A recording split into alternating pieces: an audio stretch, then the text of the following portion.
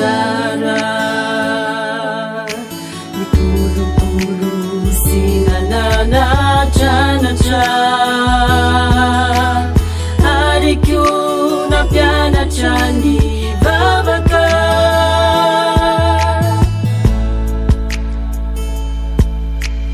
tiku hari fifaliku ningara kaminau jingeni tena tiku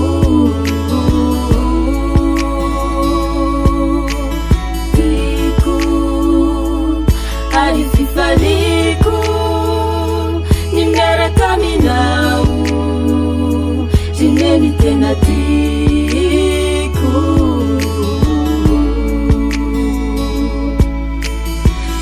faliri neni tiku fafeti nawiza waniwiza hadinuida huruire ulana teaita fifalinyana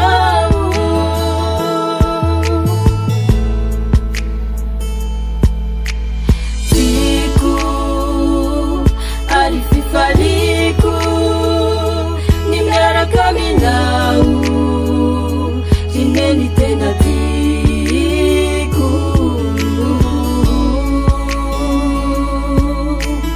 tiku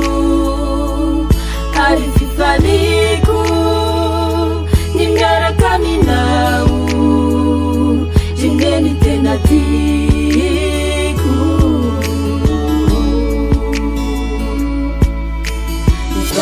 kawa nauzaharine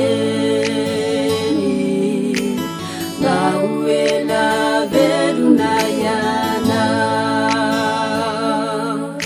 nivavakata wetiantani mulitu ya chani andani chani